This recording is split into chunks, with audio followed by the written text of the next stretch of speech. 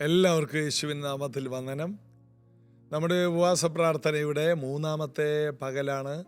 രാവിലെ 10:30 ഇന്നത്തെ സമാപന പ്രാർത്ഥന ഇന്ന് 10:30 ആരംഭിക്കും എന്നുകൂടി ഓർപ്പിക്കുന്നു. കർത്താവ് കഴിഞ്ഞ 2 ദിവസങ്ങൾ പങ്കെടുക്കാൻ കടന്നു വന്ന എല്ലാവരെയും സമൃദ്ധമായിട്ട് അനുഗ്രഹിച്ചു. സന്തോഷം. കർത്താവ് അനുഗ്രഹിക്കട്ടെ.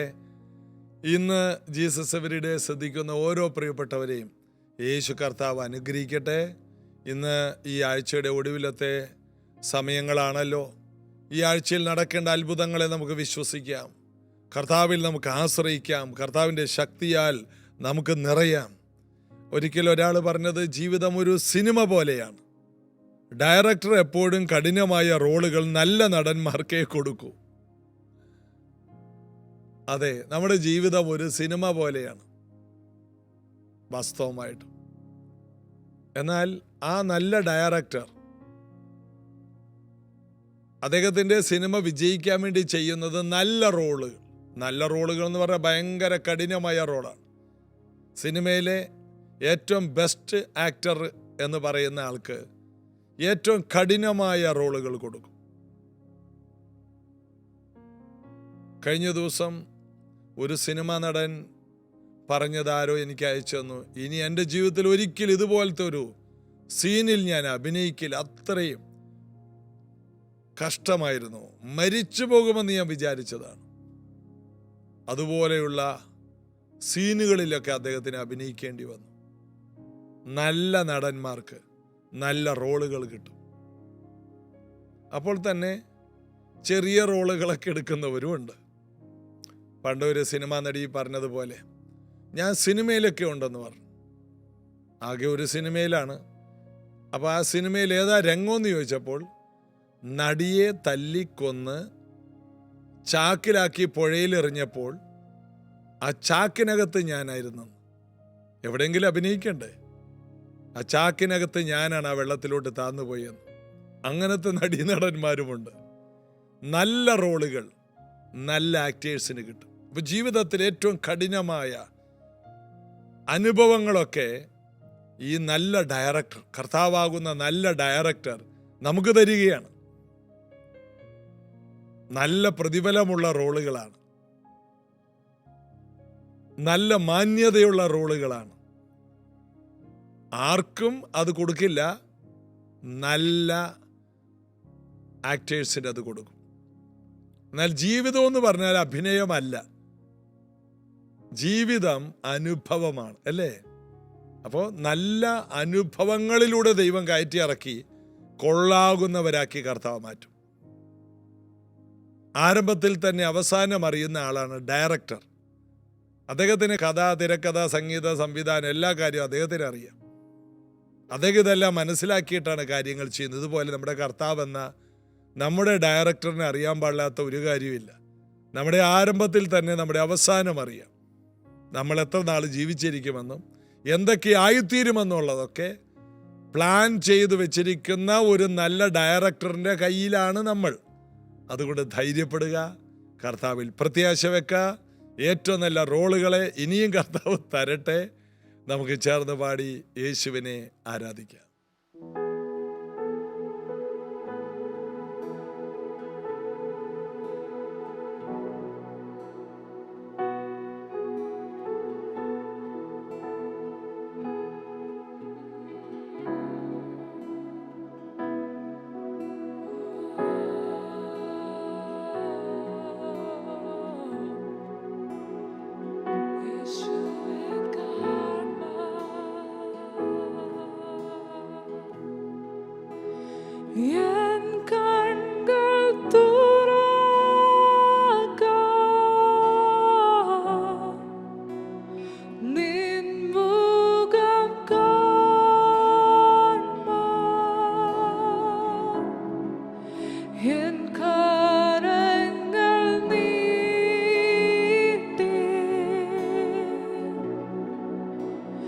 നിന്നെ തൊടുവാൻ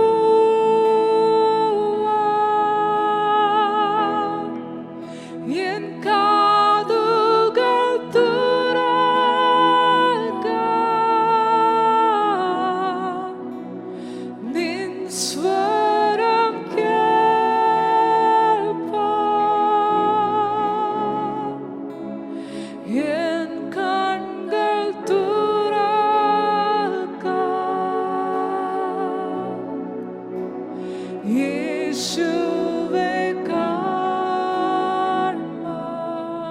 എൻ കണ്ണുകൾ തുറക്കാം, എൻ കണ്ണുകൾ തുറക്കാം,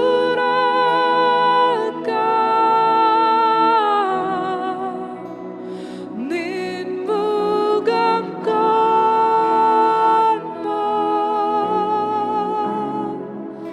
എൻ കരങ്ങൾ നീട്ടി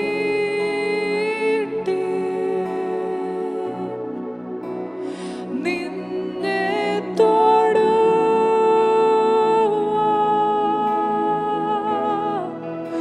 എൻ കാതുകൾ തുറക്കാം,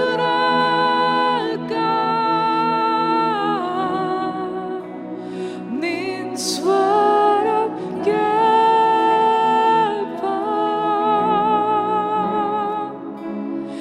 എൻ കണ്ണുകൾ തുറക്കാം,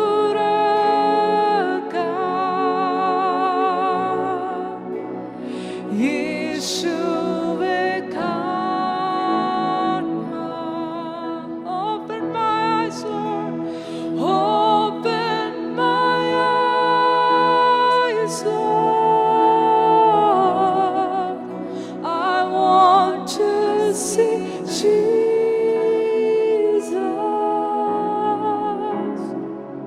to reach out and touch Him and say that I love Him. Open my ears, Lord. Help me to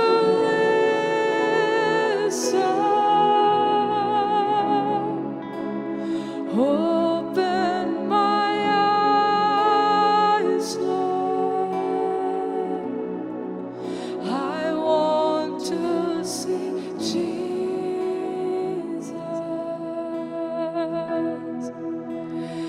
En കണ്ണുകൾ തുറക്കാം,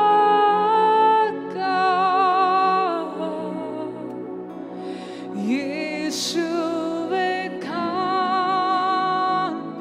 ഒരു കാര്യത്തിന് മാത്രം എൻ കണ്ണുകൾ തുറക്കാം, അങ്ങയുടെ സൗന്ദര്യം ഒന്ന് കാണാൻ. യേശുവേ കാണുവാൻ എൻ കണ്ണുകൾ തുറക്കാം, എൻ കണ്ണുകൾ തുറക്കാം, അങ്ങയുടെ മനോരഥം ഒന്ന് കാണാൻ. യേശുവേ കാണുവാൻ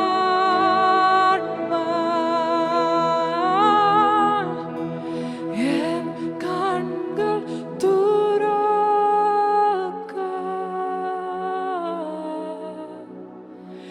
യേശുവേ കാണുവാൻ. ഇന്ന് രാവിലെ നമ്മൾ ചിന്തിക്കുന്നത് അപ്പോസ്തല പ്രവൃത്തി 4-ാം അധ്യായത്തിൻ്റെ 18 മുതലാണ്. ഈ മഹാപുരോഹിതന്മാരും ശാസ്ത്രിമാരും പത്രോസിനെയും യോഹന്നാനെയും പുറത്താക്കിയിട്ട് ഗൂഢാലോചന നടത്തി എങ്ങനെ ഇവരെ ഒന്ന് ഒതുക്കാം. എന്നാൽ ഒതുക്കാൻ പറ്റുന്നില്ല. കാരണം ഇവർ പ്രത്യക്ഷമായ അത്ഭുതം ചെയ്തു കഴിഞ്ഞു. യെരുശലേമിൽ പാർക്കുന്ന എല്ലാവർക്കും അറിയാം. ഇവർ ചെയ്ത അത്ഭുതങ്ങളെക്കുറിച്ച് നാട് മുഴുവൻ അറിഞ്ഞു. നമ്മളാണ് ഈ ജീവിതത്തിൽ ഇന്ന് വരെ ഒരു അത്ഭുതം കണ്ടിട്ട് പോലുമില്ല. നമുക്കിപ്പോൾ നിഷേധിക്കാൻ പറ്റുന്നില്ല. എന്നാൽ ഇത് ജനങ്ങളിൽ പരക്കാതിരിക്കാൻ ഇവരെ ഒന്ന് വഴക്ക് പറഞ്ഞു വിടാം. അങ്ങനെ പത്രോസിനെ യോഹന്നാനെ വീണ്ടും ആ ന്യായാധിപ സംഘം വിളിച്ചു. എന്നിട്ട് പറഞ്ഞു, 18-ാം വാക്യം, പിന്നെ അവരെ വിളിച്ചിട്ട് യേശുവിൻ്റെ നാമത്തിൽ അശേഷം സംസാരിക്കരുത്, ഉപദേശിക്കരുത് എന്ന് കൽപ്പിച്ചു. അവർക്ക് മനസ്സിലായി ഈ അത്ഭുതങ്ങൾ നടക്കുന്നതെല്ലാം ഈ നാമത്തിലാണ്. ഈ നാമം ഇനി പറയരുത്, അശേഷം സംസാരിക്കരുത്, ഇത് പഠിപ്പിക്കരുത്. ഇത് പഠിപ്പിക്കുമ്പോൾ ജനങ്ങൾ ഇതിനകത്തോട്ട് തിരിയുകയാണ്. ജനങ്ങൾ ഞങ്ങളുടെ കയ്യിൽ നിന്ന് പോവുകയാണ്. പള്ളികൾ കാലിയാകുമോ എന്നുള്ളൊരു സംശയത്തിലാണ് അവർ നിൽക്കുന്നത്. ഞങ്ങളുടെ പദ്ധതികൾ പാളിപ്പോവുകയാണ്, ഞങ്ങളുടെ കണക്കൂട്ടലുകൾ തെറ്റുകയാണ് എന്ന് പറഞ്ഞുകൊണ്ട് ഇവരടുത്ത പദ്ധതി ഇടുകയാണ്. അപ്പം യേശുവിനെ ഒതുക്കാൻ നോക്കിയിട്ട് യേശുവിനെ ഒതുക്കാൻ പറ്റിയില്ല. ഇപ്പോൾ ശിഷ്യന്മാരെ ഒതുക്കാൻ നോക്കുകയാണ്. ശിഷ്യന്മാർ പറയുന്ന കാര്യമുണ്ട്. അതിന് പത്രോസും യോഹന്നാനും, ദൈവത്തെക്കാൾ അധികം നിങ്ങളെ അനുസരിക്കുന്നത് ദൈവത്തിൻ്റെ മുമ്പാകെ ന്യായമോ എന്ന് വിധിപ്പിൻ. അടുത്തത്, ഞങ്ങളോ ഞങ്ങൾ കണ്ടും കേട്ടുമിരിക്കുന്നത് പ്രസ്താവിക്കാതിരിപ്പാൻ കഴിയുന്നതല്ല എന്ന് ഉത്തരം പറഞ്ഞു. ഞങ്ങൾക്ക് സംസാരിക്കാതിരിക്കാൻ കഴിയില്ല, പ്രസംഗിക്കാതിരിക്കാൻ കഴിയില്ല, പ്രാർത്ഥിക്കാതിരിക്കാൻ കഴിയില്ല, ആരാധിക്കാതിരിക്കാൻ കഴിയില്ല, സ്തുതിക്കാതിരിക്കാൻ കഴിയില്ല. കാരണം ഞങ്ങൾ അവൻ്റെ മഹിമ കണ്ട സാക്ഷികളാണ്. ഞങ്ങൾ അവൻ്റെ കൂടെ നടന്നവരാണ്. അവനിൽ ഊനമില്ലായിരുന്നു. അവൻ ദൈവത്തിൻ്റെ പരിശുദ്ധനായിരുന്നു. ഞങ്ങൾ അവനിൽ ദൈവത്തിൻ്റെ പുത്രനെ കണ്ടു. ഞങ്ങൾ അവനിൽ നീതിമാനെ കണ്ടു. ഞങ്ങളിൽ അവനിൽ വാഗ്ദത്ത നിവർത്തികൾ കണ്ടു. അതുകൊണ്ട് ഇത് ഞങ്ങൾക്ക് അടക്കി വെക്കാൻ കഴിയുന്നതല്ല. ഇതാണ് യഥാർത്ഥ സുവിശേഷം. ആരെല്ലാം അടക്കി വെക്കാൻ ശ്രമിച്ചാലും അടക്കി വെക്കാൻ കഴിയാത്തതിൻ്റെ പേരാണ് സുവിശേഷം. ആരുടെയെങ്കിലും ഒരു വാക്കിൻ്റെ മുമ്പിൽ, മുഖം കറുപ്പിച്ച ഒരു മുഖത്തിൻ്റെ മുൻപിൽ നിർത്തിവെക്കുന്നത് വിശ്വാസ ജീവിതമാണെങ്കിൽ അങ്ങനെയുള്ള വ്യക്തികളൊന്നും സഭയിൽ വരരുത്. അതൊന്നും ശരിയായ വിശ്വാസികളല്ല. യഥാർത്ഥ വിശ്വാസികൾ എന്ന് പറഞ്ഞാൽ അവരെ ആർക്കും അടക്കി വെക്കാൻ കഴിയില്ല. അവരുടെ സ്തുതിയെ, അവരുടെ പാട്ടിനെ, അവരുടെ പ്രാർത്ഥനയെ, അവരുടെ സാക്ഷ്യത്തെ, കർത്താവിനോടുള്ള സ്നേഹത്തെ, അതിൽ നിന്ന് അവരെ വേർപിരിക്കാൻ ആർക്കും കഴിയില്ല. ഉയരത്തിനോ ആഴത്തിനോ ഇപ്പോഴുള്ളതിനോ വരുവാനുള്ളതിനോ വാഴ്ചകൾക്കോ അധികാരങ്ങൾക്കോ യാതൊന്നിനും പൗലൂസ് പറയാണ്, ക്രിസ്തുവിൻ്റെ ഈ സ്നേഹത്തിൽ നിന്ന് ഞങ്ങളെ വേർപിരിക്കാൻ കഴിയില്ലെന്ന് ഉറച്ചിരിക്കുന്നു. ഞങ്ങൾക്കിതിൽ നിന്ന് മാറാൻ കഴിയില്ല. ഞങ്ങൾ വിചാരിച്ചാലും ഞങ്ങൾക്ക് കഴിയില്ല. കാരണം ഞങ്ങൾ അതുപോലെ അവനിൽ വേരൂന്നി വളർന്നവരാണ്. അവൻ്റെ ശക്തി അനുഭവിക്കുന്നവരാണ്. അവൻ്റെ മഹിമ കണ്ട സാക്ഷികളാണ്. ഞങ്ങൾക്ക് കണ്ടും കേട്ടും ഇരിക്കുന്നത് പ്രസ്താവിക്കാതിരിക്കാൻ കഴിയില്ല. ഞങ്ങൾ കണ്ടതും ഞങ്ങൾ കേട്ടതും ഞങ്ങൾ നോക്കിയതും ആദ്യം മുതൽ ഉള്ളതുമായ ജീവന്റെ വചനം ഞങ്ങൾ കൈകൊണ്ട് തൊട്ടതാണ്, ഞങ്ങൾ നോക്കിയതാണ്. അവൻ ഞങ്ങളുടെ ഇടയിൽ പാർത്തു. അവൻ ഞങ്ങളോട് കൂടെയായിരുന്നു. അവനെ ഞങ്ങൾ കാണുക മാത്രമല്ല, അവൻ്റെ മാറിൽ ചാരിയവരാണ് ഞങ്ങൾ. അവൻ്റെ കൃപ അനുഭവിച്ചവരാണ് ഞങ്ങൾ. ഞങ്ങൾക്കിതിൽ നിന്ന് പിന്തിരിയാൻ സാധ്യമല്ല. എത്ര പേര് ഇതുപോലെ ഒരു ഉറച്ച നിലപാട്, 1-ാം നൂറ്റാണ്ടിലെ അപ്പോസ്തലന്മാരെ പോലെ ഉറച്ച നിലപാടുള്ളവർ ഈ തലമുറയിലുണ്ട്. നമ്മളൊക്കെ ലജ്ജിക്കേണ്ടി വരും അല്ലേ? ഇതെല്ലാം വായിക്കുമ്പോൾ എനിക്കെല്ലാം വളരെ കുറ്റബോധമാണ് തോന്നുന്നത്. എന്തോരം അകന്നുപോയി. നമ്മളെല്ലാം കർത്താവിനെ സാക്ഷീകരിക്കുന്ന കാര്യത്തിൽ എന്തെല്ലാം അകൽച്ചകളിലാണ്. കർത്താവിന് വേണ്ടി ഇതുപോലെ എരിവോടെ തീവ്രതയോടെ നിൽപ്പാൻ നമുക്ക് കഴിഞ്ഞിട്ടുണ്ടോ? ഇല്ല എന്ന് വേണം പറയാൻ. ഈ നിലയിലുള്ള, ഈ നിറവിലുള്ള, ഈ കൃപയിലുള്ള ആയിരങ്ങൾ എഴുന്നേറ്റ് വരേണ്ട ഒരു മണ്ണാണ് ഇന്ത്യൻ മണ്ണ്. ഇങ്ങനെയുള്ള ചിലർ എഴുന്നേറ്റ് വന്നാൽ സുവിശേഷം ആളിപ്പടരും. ആർക്കും ഇതിൻ്റെ അഗ്നിയെ കെടുത്തുവാൻ കഴിയില്ല. ഒരു ചെറിയ തീ വലിയ കാട് കത്തിക്കുന്നു അല്ലേ? അതായത് ഒരു മരത്തിൽ നിന്ന് ലക്ഷക്കണക്കിന് തീപ്പെട്ടിക്കൊള്ളികൾ ഉണ്ടാക്കാം. എന്നാൽ ഒരു തീപ്പെട്ടിക്കൊള്ളിയിൽ നിന്ന് ലക്ഷക്കണക്കിന് മരങ്ങളെ കത്തിച്ച് ചാമ്പലാക്കാൻ കഴിയും. ഇതുപോലെയാണ് നാവ്. ഒരു ചെറിയ നാവ് വലിയ കാട് കത്തിക്കും. രാജ്യങ്ങൾക്ക് തീ കൊടുക്കുവാൻ, സുവിശേഷത്തിന്റെ ശക്തിയിൽ തീ കൊടുക്കുവാൻ, അഗ്നിനാവ് പോലെ പിളർന്ന നാവുകളോടുകൂടി പ്രത്യക്ഷപ്പെട്ട പരിശുദ്ധാത്മാവിന്റെ തീ കൊളുത്തുവാൻ ഇതുപോലെ തീഷ്ണതയുള്ള എരിവുള്ള ഒരു കൂട്ടം ജനം നമ്മുടെ ഇടയിൽ നിന്ന്, ഇത് കേൾക്കുന്ന വീടുകളിൽ നിന്ന് ഓരോ വ്യക്തികളും എഴുന്നേറ്റ് വന്നിരുന്നെങ്കിൽ ഈ കാലഘട്ടത്തിൽ ഈ രാജ്യങ്ങളെല്ലാം യേശുവിൻ്റെതായി മാറും. അതുപോലൊരു തീവ്രത നമ്മിൽ വരാനായിട്ട് നമ്മൾ പ്രാർത്ഥിക്കണം. ഞങ്ങൾക്ക് ഇത് അടക്കി വെക്കാൻ കഴിയില്ല, ഞങ്ങൾക്ക് മിണ്ടാതിരിക്കാൻ കഴിയില്ല, ഞങ്ങൾക്ക് സ്തുതിക്കാതിരിക്കാൻ കഴിയില്ല. ഞങ്ങൾ കണ്ടും കേട്ടും ഇരിക്കുന്നത് ഞങ്ങൾക്ക് പ്രസ്താവിക്കാതിരിക്കാൻ സാധ്യമല്ല. നേരെ പറഞ്ഞു 21 വാക്യം. എന്നാൽ ഈ സംഭവിച്ച കാര്യം കൊണ്ട് എല്ലാവരും ദൈവത്തെ മഹത്വപ്പെടുത്തുകയാൽ അവരെ ശിക്ഷിക്കുന്നതിന് ജനനിമിത്തം വഴിയൊന്നും കാണായിക കൊണ്ട് അവർ പിന്നെയും തർജ്ജനം ചെയ്ത് വിട്ടയച്ചു. തല്ലാൻ പറ്റിയില്ല, കൊല്ലാൻ പറ്റിയില്ല, മുഖം കറുപ്പിക്കാൻ പോലും പറ്റുന്നില്ല. കാരണം ജനം മുഴുവൻ സപ്പോർട്ടാണ്. ഒരു മനുഷ്യനെ, പ്രത്യേകിച്ച് ആ പള്ളിയിലുള്ള എല്ലാവരും അറിയുന്ന, യെരുശലേമിൽ അല്ലെങ്കിൽ യഹൂദന്മാരുടെ ഏറ്റവും വലിയ ദേവാലയത്തിന്റെ മുൻപിലിരിക്കുന്നവനെ എല്ലാവരും അറിയും. ഇവൻ സൗഖ്യമായത് നാട് മുഴുവനും അറിഞ്ഞു. ആർക്കെതിര് പറയാൻ കഴിയുന്നില്ല.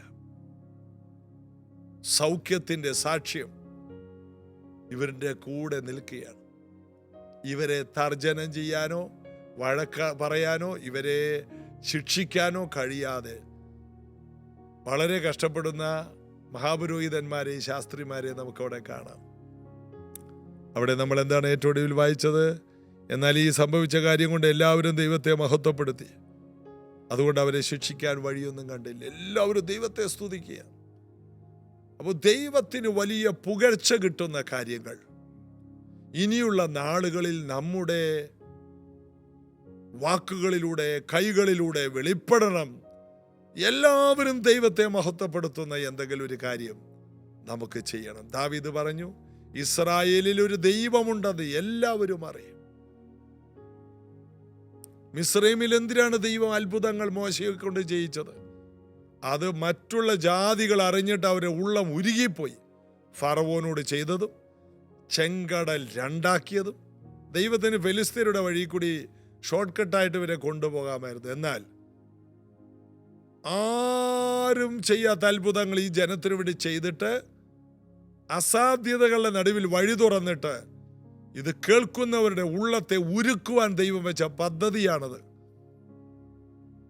സീഹോൻ, ഓഗ് പോലുള്ള രാജാക്കന്മാരെ തോൽപ്പിച്ചിട്ട് ദൈവം നാട് മുഴുവൻ അറിയിച്ചു, ഞാൻ ഇവരുടെ കൂടെയാണ്. ദൈവം കൂടെയുണ്ടെന്നുള്ളതിൻ്റെ തെളിവ് കണ്ട് ദൈവത്തെ മഹത്വപ്പെടുത്തുകയാണ്.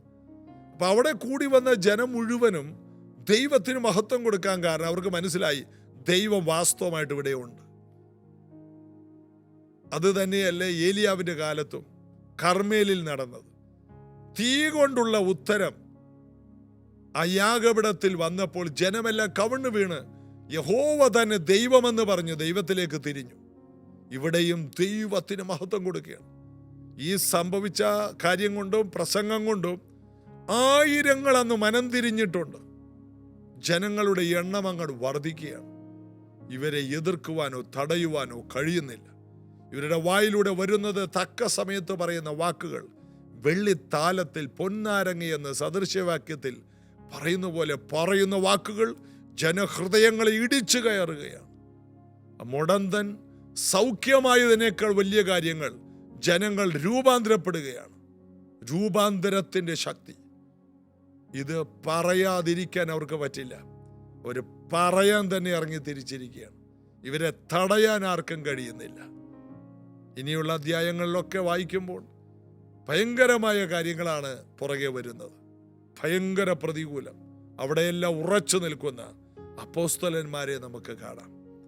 നമ്മളൊരു അപ്പോസ്തോലിക ഉപദേശത്തിലാണ്. എന്തുകൊണ്ടാണ് അപ്പോസ്തോലിക ഉപദേശം എന്ന് പറയുന്നത്? അപ്പോസ്തോലിക ഉപദേശത്തിനകത്തൊരു ജീവനുണ്ട്. ഇത് വെറും ഒരു ടീച്ചിങ് അല്ല. ഇതിനകത്ത് ദൈവശക്തിയുണ്ട്. ദൈവരാജ്യം വാക്കുകളിലല്ല, ശക്തിയിലാണ്. അതുകൊണ്ട് അപ്പോസ്തോലിക ഉപദേശത്തെ മുറുകെ പിടിക്കുന്നവർ ദൈവശക്തി കണ്ടിരിക്കും, സാക്ഷ്യം കൂടെ നിന്നിരിക്കും. കർത്താവ് അങ്ങനെ ചെയ്യട്ടെ. നിങ്ങളിലൂടെ അസാധാരണമായ ദൈവപ്രവർത്തികൾ ഇത് കേട്ടുകൊണ്ടിരിക്കുമ്പോൾ കേൾക്കുന്നവരുടെ മേലെല്ലാം അസാധാരണമായ ദൈവശക്തി ഇറങ്ങി വരട്ടെ. ഇന്ന് വരെ നിങ്ങൾ കാണാത്ത അത്ഭുതങ്ങൾ നിങ്ങളെ ഒപ്പം നിൽക്കാൻ ജനങ്ങളത് കാണാൻ പോവുകയാണ്. നിങ്ങളുടെ വീടിൻ്റെ ഉയർച്ച അതൊരു അത്ഭുതമായിരിക്കും. എങ്ങനെ ഈ വീട് ഉയർന്നു, എങ്ങനെ ഈ കുഞ്ഞുങ്ങൾക്കൊരു ഭാവി ഉണ്ടായി, എങ്ങനെ ഇവൻ്റെ തലമുറകൾ ഇങ്ങനെ ഉയർന്നു, അത് എന്നും എന്നും എന്നും നിങ്ങളുടെ കൂടെയുള്ള സാക്ഷ്യങ്ങളായിരിക്കും. എങ്ങനെ ഇത്രയും വലിയ ജപ്തിയിൽ നിന്ന്, കടക്കണിയിൽ നിന്ന് ഇവൾ പുറത്തു വന്നു, എങ്ങനെ ഇവൾക്ക് ഒരു വീടുണ്ടായി, എങ്ങനെ ഇവൾക്ക് ഒരു ഭാവി ഉണ്ടായി. ആയിരങ്ങൾ നിങ്ങളുടെ കൂടെ നിൽക്കുന്ന ഈ സാക്ഷ്യം കണ്ട് ദൈവത്തെ മഹത്വപ്പെടുത്തും. ഇതൊരു പ്രവചനമായി ഏറ്റെടുക്കുക, വിശ്വസിക്കുക. കർത്താവ് വലിയ കാര്യങ്ങൾ ചെയ്യും. പ്രാർത്ഥിക്കാം. കർത്താവേ, ഇന്ന് ഈ കേട്ട വചനങ്ങൾ നിമിത്തം ഇവരുടെ മേൽ അധികമായ ദൈവകൃപ ഒഴുകട്ടെ, സൗഖ്യങ്ങൾ സംഭവിക്കട്ടെ. ഇവരുടെ വീട്ടിൽ നടക്കേണ്ട സാക്ഷ്യങ്ങൾ ഇവരുടെ കൂടെ നിന്നിട്ട് അത് കാണുന്നവരെല്ലാം ദൈവത്തെ മഹത്വപ്പെടുത്തുന്ന ഒരത്ഭുത സാക്ഷ്യം ഈ മക്കൾക്ക് പറയാൻ ഈ ദിവസം തന്നെ ഒരത്ഭുതം നടക്കട്ടെ. ഈ ജൂൺ മാസത്തിൽ അനവധി സാക്ഷ്യങ്ങളുമായി ഇവർ എഴുന്നേറ്റ് വരട്ടെ. കർത്താവ് അത് ചെയ്യണം. ഇന്നത് സംഭവിക്കണം. പുതുവഴികൾ തുറക്കണം, പുതിയ വാതിലുകൾ തുറക്കണം. ഈ മക്കളെ അനുഗ്രഹിക്കുന്നു യേശുവിൻ നാമത്തിൽ. ആമേൻ. കർത്താവിൻ്റെ കൃപ നിങ്ങളോട് കൂടെ ഇരിക്കട്ടെ. ഇന്ന് നമ്മുടെ ഉപവാസ പ്രാർത്ഥനയുടെ സമാപന ദിവസമാണ്. രാവിലെ 10:30 നമ്മുടെ ഉപവാസ പ്രാർത്ഥന ആരംഭിക്കും. കർത്താവിൻ്റെ മക്കൾക്കുള്ള ഒരു നല്ല ചാൻസാണ് ഇന്നത്തെ ഉപവാസ പ്രാർത്ഥന. കടന്നു വരിക. നാളെ നമുക്ക് രാവിലെ 8 മണിക്ക് പ്രൈസ് ജനറേഷൻ ചർച്ചിൽ വെച്ചുള്ള സഭായോഗവും ലഭിക്കുന്നതാണ്. കടന്നു വരാൻ ഞാൻ നിങ്ങളെ പ്രോത്സാഹിപ്പിക്കുന്നു. കർത്താവ് അനുഗ്രഹിക്കട്ടെ. തിങ്കളാഴ്ച മുതൽ വീണ്ടും ജീസസ് എവരിഡേ തുടരുന്നതാണ്. പ്രാർത്ഥനയിൽ ഓർക്കാം. God bless you.